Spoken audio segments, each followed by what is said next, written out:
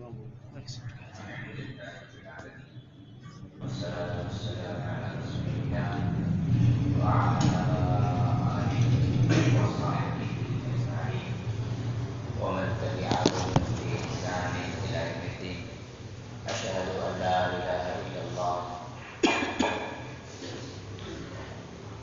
وحده لا شريك له وأشهد أن محمدا عبده ورسوله. أما بعد. اس سے قبل کے درس میں اللہ کے سبھی رسولوں پر ایمان سے متعلق باتیں کی گئی تھیں. آج جو مسئلہ ہے وہ ہے آخرت پر ایمان. آخرت اردو میں بھی ہم آخرت ہی کا لفظ استعمال کرتے ہیں. یہ آخرہ جو لفظ ہے یہ آخر سے بنا ہے جس کا مطلب ہوتا ہے لاسٹ. انسانی زندگی کا وہ آخری مرحلہ ہے، اسی لیے اس کو آخرت کہتے ہیں. یعنی انسان کو اللہ تعالیٰ نے پیدا کیا سب سے پہلے روح کی شکل میں،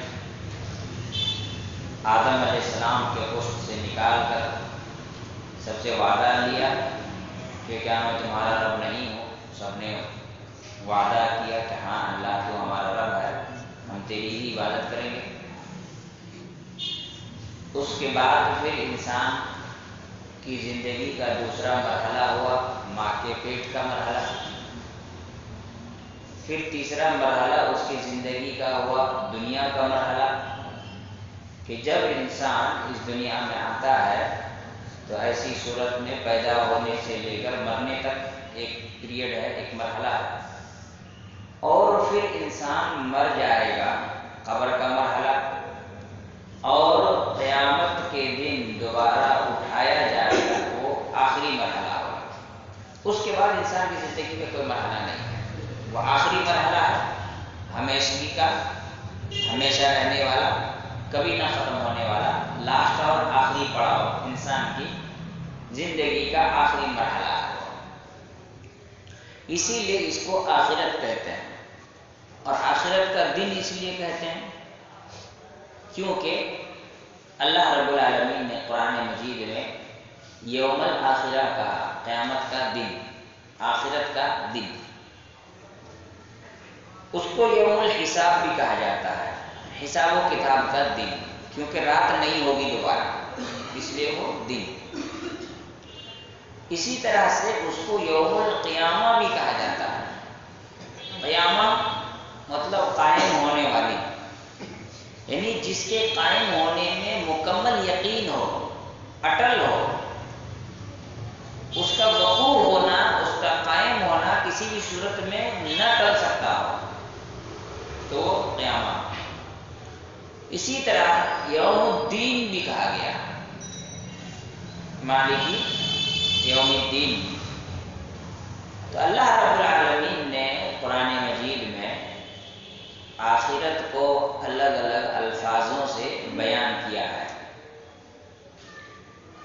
آخرت پر جب ایمان لاتے ہیں تو موٹی موٹی بنیادی طور پر تین چیزیں ہیں.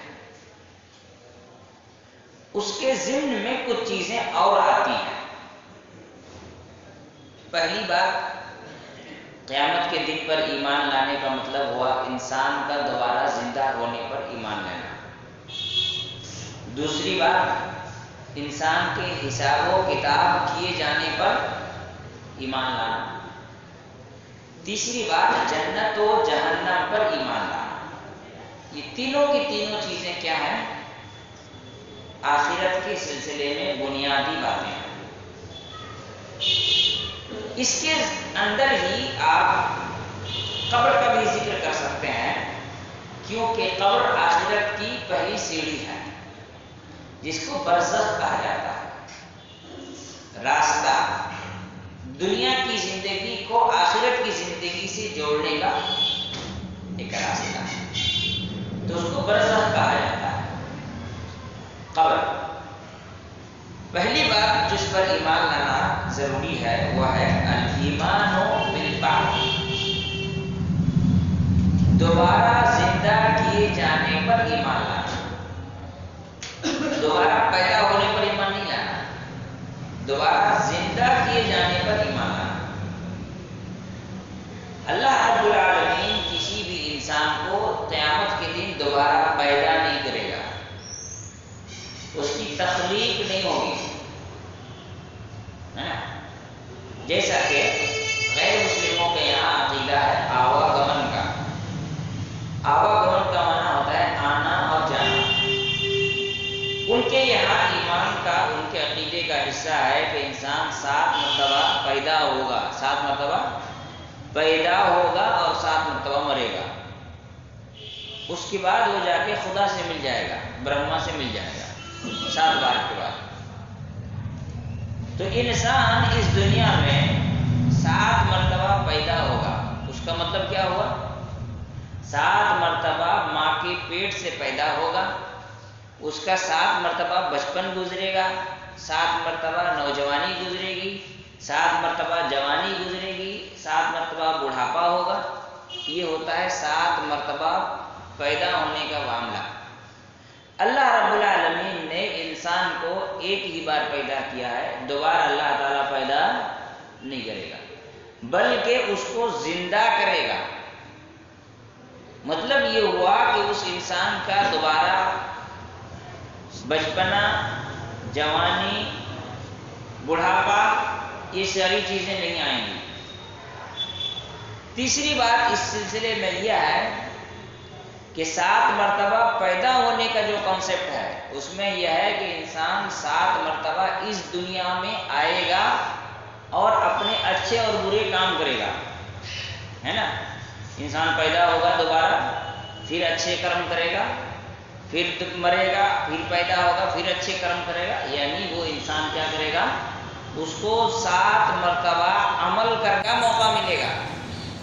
اسلام میں ایسا ہے نہیں، دوبارہ وہ زندہ کیا جائے گا، اس میں اس کی پوری زندگی جو اس نے اس دنیا میں گزاری ہے اس کا حساب دے گا، اور اسی کے بنیاد پر اس کی زندگی جو آخرت کی ہوگی وہ اچھا یا برا ہوگا۔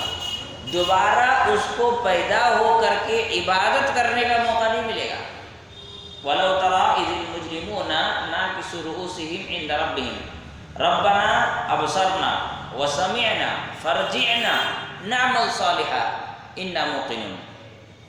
اللہ تعالیٰ نے فرمایا کہ کاش کہ آپ یہ دیکھتے کہ مجرم اللہ کے سامنے کس حال میں ہے۔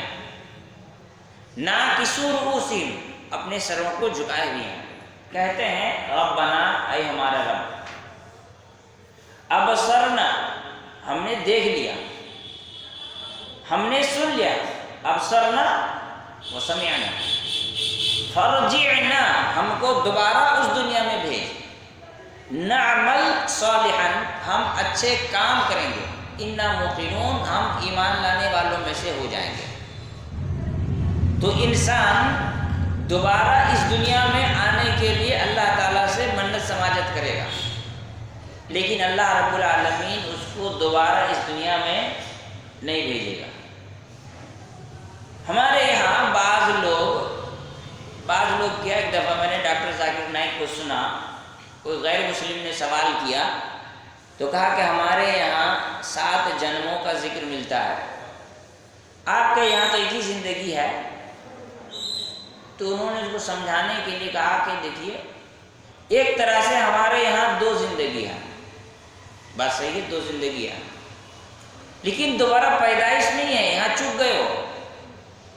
کیا کہا کہ اس دنیا میں آیا ہے، پھر قیامت کے دن اس کو اٹھایا جائے گا، آپ کے یہاں 7 ہے، ایک طرح سے ہمارے یہاں 2 ہے۔ غلط بات ہے نا، یہاں ان سے چوک ہو گئی، غلطی ہو گئی۔ دوبارہ زندہ کیا جائے گا، پیدا نہیں کیا جائے گا۔ روح وہی ہوگی، جسم وہی ہوگا، سب کچھ وہی ہوگا، کچھ بدلے گا نہیں، شکل و صورت وہی ہوگی۔ انسان ایک دوسرے کو پہچانے گا بھی، ایسا نہیں کہ نہیں پہچانے گا، لیکن بھاگ جائے گا ایک دوسرے کو دیکھ کر کے، پہچانے گا لیکن بھاگ جائے گا۔ تو یہاں پر کہا گیا الایمان بالبعث ہوا احیاء الموتى حين ينفخ في الصور النفخة الثانیہ، جب سور میں دوبارہ پھونک ماری جائے گی تو ایسی صورت میں انسان دوبارہ زندہ کیا جائے گا. اسی لیے یہاں شیخ عثیمین رحمہ اللہ کہتے ہیں کہ احیاء الموتى، مردوں کو زندہ کیا جائے گا. کیا کیا جائے گا؟ مردوں کو اللہ رب العالمین زندہ کرے گا. فیقوم الناس لرب العالمین، لوگ اللہ رب العالمین کے لیے کھڑے ہوں گے. حفاتن، ننگے پاؤں، غیر منتعلین، پیر میں جوتے نہیں ہوں گے. عراتن، ننگے ہوں گے. غیر مستترین، بدن ڈھانکے ہوئے نہیں ہوں گے. غرلا، بنا ختنہ کے ہوئے ہوں گے. غیر مختتنین، ان کے ختنہ نہیں ہوگا. قال اللہ تبارک و تعالی، دلیل یہ ہے کہ اللہ تعالیٰ نے فرمایا کما بدأنا اول خلق نعید، جس طرح ہم نے اس کو پہلی دفعہ پیدا کیا تھا ہم اسی شکل پہ اس کو لوٹا دیں گے. کیا کہا؟ جس حالت میں ہم نے اس کو پیدا کیا تھا اسی حالت میں ہم کو لوٹائیں گے. وعدن علینا، یہ ہمارا وعدہ ہے. انا کنا فاعلین، جسے ہم کر کے رہیں گے. والبعث حق ثابت دل علیہ الکتاب والسنۃ واجماع المسلمین، دوبارہ زندہ کیا جانا یہ ثابت ہے، حق ہے، قرآن سے، حدیث سے، اور مسلمانوں کا اس معاملے میں اتحاد ہے، اجماع ہے. کوئی مسلمان اس بات سے انکار نہیں کر سکتا کہ قیامت کے دن دوبارہ زندہ نہیں کیا جائے گا. اگر انکار کر دیا تو مسلمان ہی نہیں رہے گا. جیسا کہ اللہ تعالیٰ نے فرمایا ثم انکم بعد ذلک لمیتون، اس زندگی کے سلسلے میں کہا گا پھر تم ایک مرتبہ مار دیے جاؤ گے. ثم انکم یوم القیامت تبعثون، پھر تمہیں قیامت کے دن زندہ کیا جائے گا. قال النبی صلی اللہ علیہ وسلم، اللہ کے نبی صلی اللہ علیہ وسلم نے فرمایا یحشر الناس یوم القیامت حفاتا غرلا، قیامت کے دن انسان کو ننگے پاؤں بنا ختنہ کے کھڑا کیا جائے گا، جمع کیا جائے گا. واجمع المسلمون على ثبوته وهو مقتضی الحکمہ حيث تقتضي ان يجعل الله تعالى هذه الخلقية خليقة معادا يجازيهم فيه على ما كلفهم به على ألسنة رسله. اس بات پر امت کا اجماع ہے کہ دوبارہ انسان کو اللہ رب العالمین زندہ کرے گا، اور یہ اس حکمت کا تقاضا ہے جس حکمت کے لیے اللہ تعالیٰ نے انسان کو پیدا کیا ہے. وہ یہ ہے کہ انسان کو اللہ نے کچھ اس دنیا میں کام کرنے کا حکم دیا ہے، اس کا قیامت کے دن اس کو بدلہ دیا جائے. افحسبتم انما خلقناکم عبثا وانکم الینا لا ترجعون، سورہ مؤمنون میں اللہ تعالیٰ نے ارشاد فرمایا کہ کیا تم یہ سمجھتے ہو کہ تم کو اللہ نے بیکار پیدا کیا ہے؟ عبث، لا یعنی، کوئی مقصد ہی نہیں، بس یوں ہی پیدا کر دیا ہے نا. بہت سارے لوگ یوں ہی کچھ بھی کرتے رہتے ہیں نا، بیٹھے ہوئے ہیں، کوئی کام نہیں ہے تو کاغذ پھاڑ رہا ہے. کیا کر رہا ہے؟ کچھ نہیں، ایسے یوں ہی کام کر رہا ہوں، بے مقصد کام ہے نا. ہاتھ میں لکڑی رہی تو اس کو توڑے گا، کہیں بیٹھا ہوا تو لکڑی لے کے زمین کھودے گا بیٹھ کر کے ہے نا. بہت سارے لوگ کچھ کام نہیں ملتا بیٹھ کر ناخن چباتا ہے. یہ کام ہے لا یعنی، جو آدمی بس ایسے ہی کر رہا ہے، اس سے اس کو کوئی لینا دینا ہی نہیں، اس سے کوئی مقصد ہی نہیں ہوتا.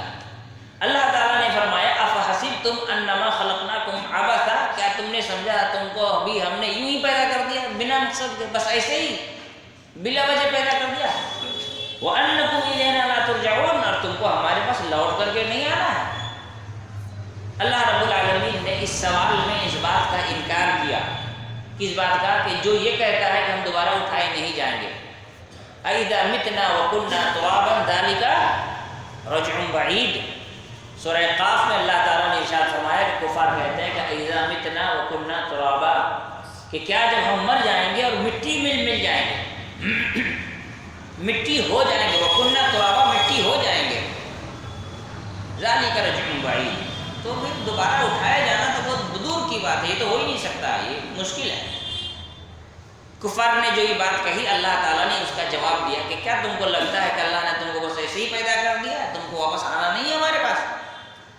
ان الذی فرض علیک علیک القرآن لرادک الی معاد۔ اللہ رب العالمین نے سورہ قصص میں مزید اس بات کا ذکر کرتے ہوئے کہا بے شک اس نے جس نے فرض علیک القرآن آپ پر قرآن نازل کیا ہے، لرادک الی معاد، وہ پوری دنیا کو، آپ کو اور پوری دنیا کو کہاں لے جائے گا؟ اس کے انجام تک لے جائے گا۔ اس کا انجام کیا ہے؟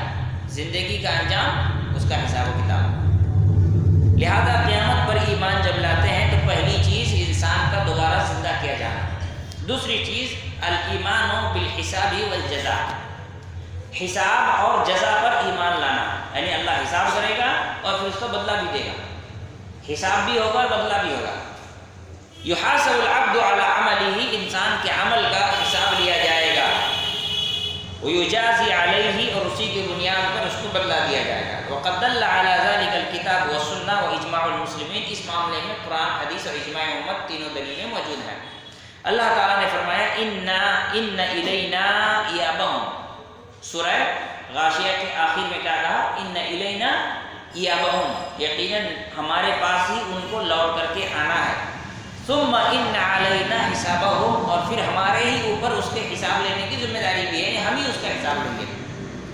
ومن جاء بالحسنۃ فلہ عشر امثالها، جو نیکی لے کر کے آئے گا، من جاء بی معنی لانا، من جاء بالحسنۃ، جو نیکی لے کر کے آئے گا، فلہ عشر امثالها، اس کو اس کا 10 گنا دیا جائے گا۔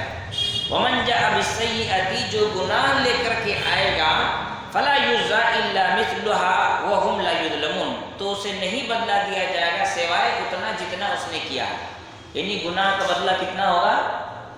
جتنا گناہ ہے اتنا ہی۔ وهم لا یظلمون، ان پر ظلم نہیں کیا جائے گا۔ اس نقطے پر غور کریں تو ایک بڑی بات سمجھ میں آتی ہے۔ ہمارے سماج میں لوگ گناہوں کو اپنے حساب سے سمجھتے ہیں، ہے نا، اپنے حساب سے لوگ گناہوں کو سمجھتے ہیں۔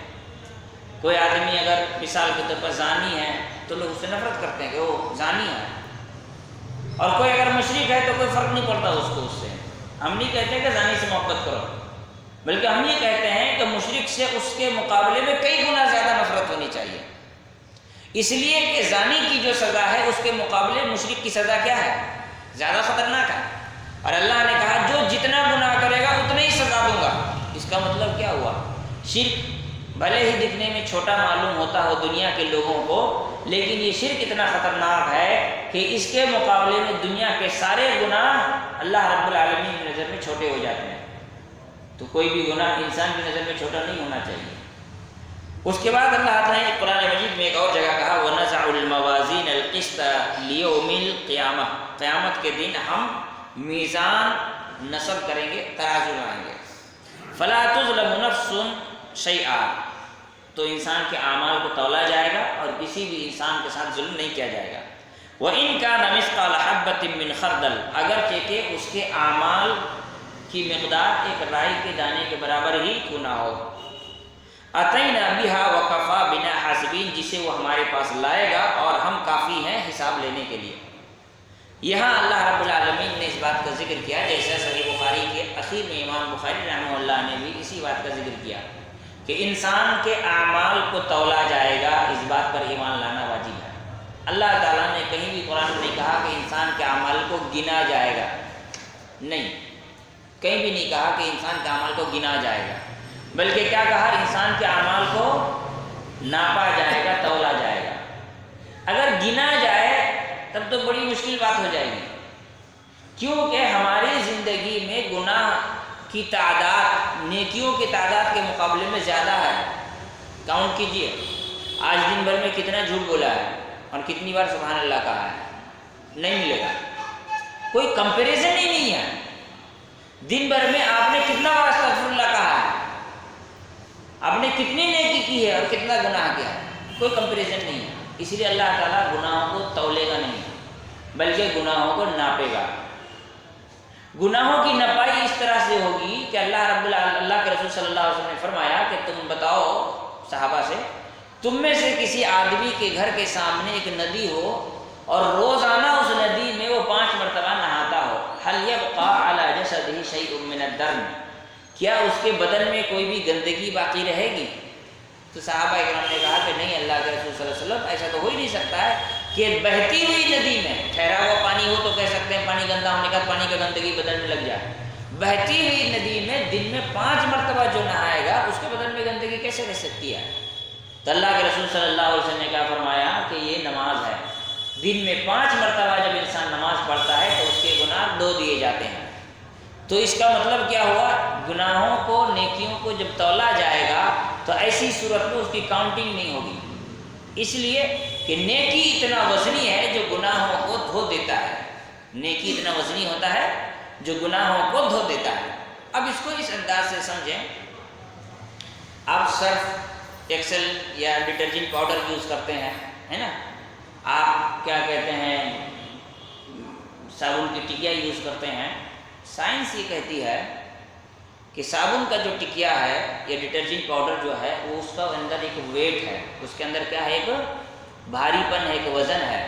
آپ پانی میں جیسے ہی ڈٹرجنٹ پاؤڈر ڈالیں گے سب سے پہلے نیچے جائے گا، وہ گھل جائے گا، اس کا جھاگ بن جائے گا، لیکن وہ جب پھر سوکھ جائے گا تو پھر وہ نیچے بیٹھ جائے گا۔ اس کے اندر ایک ویٹ ہے۔ اس کے بالمقابل جب آپ کپڑوں کو دھوتے ہیں تو کپڑا دھونے کے بعد جو گندگی نکلتی ہے آپ اس کو دیکھیں کہ پانی کے اوپر بہتا ہے، گندگیاں ہلکی ہوتی ہیں، صفائی کرنے والی چیزیں کیا ہوتی ہیں، بھاری ہوتی ہیں۔ اللہ رب العالمین نے نیکیوں میں وزن رکھا ہے جو گناہوں کی گندگی کو کیا کرتی ہے، مٹا دیتی ہے، دھو دیتی ہے۔ اللہ کے رسول صلی اللہ علیہ وسلم نے فرمایا کہ موسیٰ علیہ السلام نے کہا، اے اللہ تو مجھے کلمہ سکھا جس کے ذریعے میں تجھے روز یاد کیا کروں۔ تو اللہ تعالیٰ نے کہا، یا موسیٰ قل لا الہ الا اللہ، اے موسیٰ تم لا الہ الا اللہ کہو۔ تو موسیٰ علیہ السلام نے کہا اس میں اسپیشل کیا ہے، ہر آدمی لا الہ الا اللہ کہتا ہے، ہر آدمی لا الہ الا اللہ کہتا ہے، اس میں اسپیشل کیا ہے؟ تو اللہ کے رسول صلی اللہ علیہ وسلم نے فرمایا کہ اللہ تعالیٰ نے جواب دیتے ہوئے کہا کہ اے موسیٰ اگر لا الہ الا اللہ کو ترازو کے ایک پلڑے پر رکھا جائے اور دنیا کی ساری نیکی کو ایک پلڑے پر، تو لا الہ الا اللہ کیا ہوگا، باری ہو جائے گا۔ پھر سبحان اللہ بحمدہ سبحان اللہ العظیم کے بارے میں اللہ کے رسول نے یہ نہیں کہا کہ اس میں کتنی نیکیاں ہیں، 10,000 50,000 کتنی نیکیاں، نہیں، بلکہ کیا کہا، یہ بھاری ہیں ناپنے کے اعتبار سے، ہے نا۔ اسلام میں، شریعت میں کوانٹٹی کوئی معنی نہیں رکھتا ہے، معنی کیا رکھتا ہے، اس کی کوالٹی، کوانٹٹی کوئی معنی نہیں، اس کی کوالٹی اصل ہے۔ اب آپ یہ کہیں کہ جب کوالٹی اصل ہے تو میں اچھی طرح سے صرف فجر کی نماز پڑھوں گا، باقی چاروں چھوڑ دوں گا، کیونکہ کوانٹٹی میٹر نہیں کرتا ہے نا، اصل میٹر کیا ہے، کوالٹی۔ تو نماز کی کوالٹی تبھی پوری ہوگی جب 5 وقت کی ایک ساتھ ہو، جب 5 وقت کی نماز انسان پڑھے گا تب جا کر اس کی کوالٹی فکس ہوگی، اس سے پہلے نہیں، اس سے پہلے اس کی کوالٹی کسی کام کی نہیں۔ کیوں؟ اس لیے کہ اللہ تعالیٰ نے فکس ہی کیا ہے 5 وقت کی، لہذا ضروری ہے کہ انسان اس بات پر ایمان رکھے کہ انسان کے اعمال کو اللہ تولے گا، ناپے گا، وزن کرے گا۔ اس کے بعد آگے ایک حدیث بیان کی گئی کہ قیامت کے دن حضرت عبداللہ بن عمر رضی اللہ عنہ کہتے ہیں کہ رسول اللہ صلی اللہ علیہ وسلم نے فرمایا قیامت کے دن بندہ اللہ کے قریب جائے گا، اللہ رب العالمین اس کو ایک کنارے پر یا اس کو تنہائی میں ملے گا، اللہ تعالیٰ اپنے بندے سے کہے گا اترفع ذنب ھذا اترفع ذنب ھذا، کیا تم یہ گناہ پہچانتے ہو، یہ گناہ جانتے ہو، یہ گناہ جانتے ہو؟ فیقول نعم اے ربی حتی اذا قررہ بذنوبہ، بندہ ہر گناہ کا اقرار کرے گا، تمام گناہوں کا اقرار کرے گا، ورأى انہ قد ہلک، دیکھے گا اتنا سارا میرا گناہ ہے۔ دیکھیے گناہوں کو ناپا جائے گا، اس کو کیسے سمجھا رہے ہیں اللہ کے رسول صلی اللہ علیہ وسلم کہ ایک انسان کو اللہ تعالیٰ قیامت کے دن اکیلے میں بات کرے گا، تنہائی میں، پھر اللہ تعالیٰ اس سے کہے گا کہ تم اپنے ان گناہوں کو جانتے ہو؟ اللہ تعالیٰ اس کے سارے گناہ اس کو یاد دلائے گا، وہ ہر گناہ کا اقرار کرے گا۔ انکار کر سکتا ہے؟ بس کی بات نہیں انکار کرنے کی، اقرار کرے گا۔ حتی رأى انہ ہلک، یہاں تک کہ وہ دیکھے گا کہ وہ ہلاک ہو گیا، یعنی ختم ہو گیا، ہلاک کر دیا گیا، اب جہنم میں چلا جائے گا۔ وقد قال، اللہ تعالیٰ اس سے کہے گا قد سترتها علیک فی الدنیا وانا اغفرها لک اليوم، اللہ تعالیٰ کہے گا تمہارے اس گناہوں کو میں نے دنیا میں چھپا دیا تھا، آج قیامت کے دن تمہارے ان گناہوں کو میں کیا کر رہا ہوں، معاف کر دیتا ہوں۔ اور پھر اللہ رب العالمین اس کو جنت میں داخل کر دے گا۔ فَيُعْطَى كِتَابَ حَسَنَاتِهِ، ان گناہوں کو معاف کرنے کے بعد اللہ تعالیٰ اس کو نیکیوں کا نامہ اعمال رزق تھما دے گا۔ اس حدیث سے یہ بات سمجھ میں آتی ہے کہ انسان کا جو گناہ انسان خود چھپائے گا قیامت کے دن وہی گناہ معاف ہوں گے. جو گناہ کر کے دنیا کے سامنے ظاہر کر دے گا قیامت کے دن وہ معاف نہیں ہوں گے اگر بنا توبہ کیے مر گیا. بات سمجھ میں آئی؟ انسان گناہ کیا ہے, گناہ کرنے کے بعد وہ توبہ کر لیا ہے تو وہ گناہ قیامت کے دن شمار ہی نہیں ہوگا, کاؤنٹ ہی نہیں ہوگا, اس میں بات ہی نہیں ہوگی, اس کو وزن بھی نہیں کیا جائے, کچھ نہیں کیا جائے, وہ تو معاف ہو گیا, ختم, وہ کل عدم ہو گیا جیسے تھا ہی نہیں. ایک گناہ انسان کیا ہے لیکن توبہ کی توفیق نہیں ہوئی تو قیامت کے دن اللہ تعالیٰ اس گناہ کے بارے میں اس سے بات چیت کرے گا. اور اگر اس نے اس گناہ کو خود چھپا کے رکھا تھا تو اللہ چاہے تو معاف کر دے, لیکن اگر اس نے اپنے گناہوں کا اعلان کیا, گناہ کیا لیکن دنیا کو بتایا کہ میں نے یہ گناہ کیا تو اس کی معافی نہیں ہوگی, پہلے سزا کھائے گا اس کے بعد جنت میں جائے گا. اس لیے اپنے گناہوں کو انسان کے لیے ضروری ہے کہ خود چھپائے, دنیا کو اپنے گناہوں پر گواہ نہ بنائے, دنیا کے سامنے اپنے گناہوں کا اعلان کرتا نہ پھرے. ہمارے یہاں انسان کبھی کبھی شان دکھاتے ہوئے گناہوں کا ذکر کرتا ہے, ارے ہم تو اسکول میں ایسے تھے, ہم تو کالج میں ویسے تھے, ہم تو ویسے تھے. کون میرے سامنے بولتا تھا, جس کو پاتا تھا پیٹ دیتا تھا, ہے نا. آدمی اپنا سمجھ رہا ہے کہ بس میں نے بھوسا کھا کر دنیا کو بتا دیا کہ میں نے بہت کچھ کر لیا ہے نا. وہ ہمارے یہاں ایک مسجد کے برآمدے میں ایک پاگل بیٹھا تھا, وہ سڑا ہوا تربوز کھا رہا تھا. تو اس کو دیکھ کے بول لگا کیا کر رہا ہے, دیکھنے سے نہیں ہوتا ہے, محنت لگتا ہے. اس کو لگتا ہے کہ وہ بہت بڑا اونٹ پہاڑ سر لے کے بیٹھا ہے, سڑا تربوز کھا رہا ہے.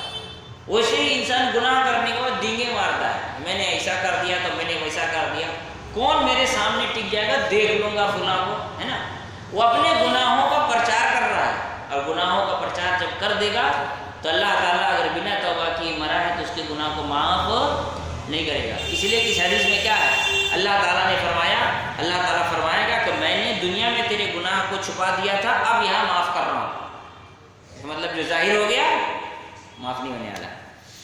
پھر آگے اللہ رب العالمین نے فرمایا, اللہ کے رسول نے فرمایا وَأَمَّا الْكُفَّارُ وَالْمُنَافِقُونَ فَيُنَادِي بِهِمْ عَلَى رُؤُوسِ الْخَلَائِقِ. رہا کفار اور مشرکین کا تو ان کے گناہوں کو اللہ نہیں چھپائے گا, بلکہ پورے انسانوں کے سامنے اللہ رب العالمین اس کو آواز دے گا, هَؤُلَاءِ الَّذِينَ كَذَّبُوا عَلَى رَبِّهِمْ. اور کہے گا یہ وہ لوگ ہیں جو اپنے رب کے بارے میں جھوٹی باتیں بیان کیا کرتے تھے. اللہ نے کہا ایک ہے, یہ کہتے تھے 36 کروڑ ہے. اللہ نے کہا ایک ہے, یہ کہتے ہیں 3 ہے. اللہ نے کہا میرا بیٹا نہیں ہے, وہ کہتا ہے اللہ کا بیٹا ہے. اللہ نے کہا میری بیوی نہیں, وہ کہتا ہے اللہ کی بیوی ہے. تو کفار, مشرکین, منافقین کے بارے میں اللہ تعالیٰ پوری انسانیت کے سامنے ان کو ذلیل کرتے ہوئے کیا کہے گا, هَؤُلَاءِ الَّذِينَ كَذَّبُوا عَلَى رَبِّهِمْ. یہ وہ لوگ ہیں جو اپنے رب پر جھوٹ باندھا کرتے تھے. اللہ لعنت اللہ علی الظالمین. پھر اللہ تعالیٰ فرمائے گا کہ یقیناً لعنت ان لوگوں پر جو ظالم. اسی طرح سے ایک اور حدیث اللہ کے رسول صلی اللہ علیہ وسلم نے فرمایا کہ اِنَّا مَنْ هَمَّ بِحَسَنَةٍ فَعَمِلَهَا كتبها الله عنده 10 حسنات الى 700 ضعف الى اضعاف كثيره.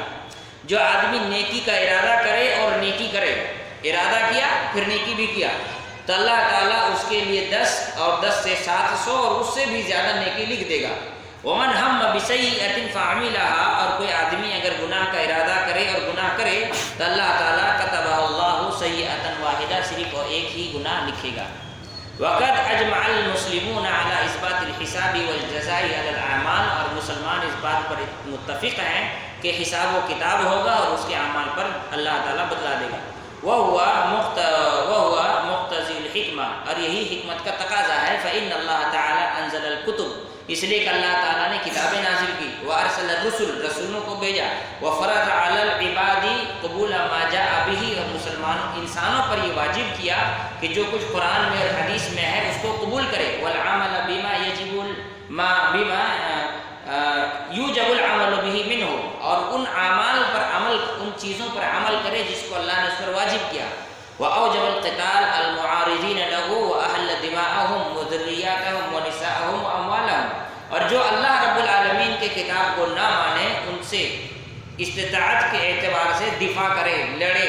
اور اگر جنگ اور جہاد کا موقع ہو اور اس طرح کے حالات اسلامی حکومت کی طرف سے بلاوا ہو اور وہ اس حکومت کے ماتحت ہو تو ایسی صورت میں وہ جنگ بھی کرے.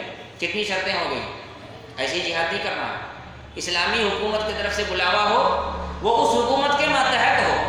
ایسا نہیں کہ سعودی نے کہا کہ ہم کو اسرائیل پہ چڑھائی کرنا ہے, ہندوستان سے آدمی ویزا لے کے چلا سعودی, ایسا تھوڑی کرنا. وہ اس حکومت کے ماتحت ہو اور وہ تقاضا اس کا ہو تو پھر وہ وہاں پہ جائے گا۔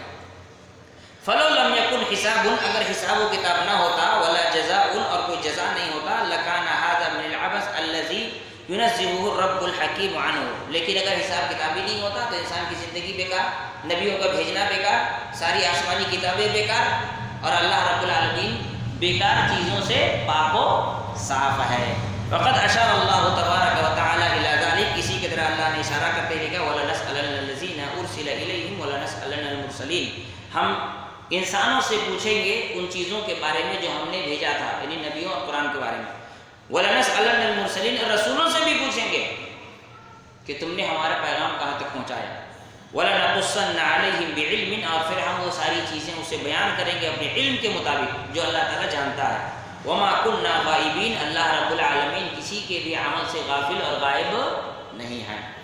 تیسری چیز قیامت پر ایمان کے بارے میں جو ہے وہ جنت و جہنم پر ایمان ہے، لیکن وہ بھی کافی لمبی بات ہے، انشاءاللہ تقریباً 8-10 آیتیں ہیں، اور شیخ عثیمین رحمہ اللہ نے 2-3 بڑی پوائنٹ کی باتیں بیان کی ہے، تفصیل کریں گے تو وقت لمبا ہوگا، انشاءاللہ اگلے درس میں گفتگو کریں گے۔ اللہ تعالیٰ ہم تمام لوگوں کو سمجھ کی توفیق عطا فرمائے۔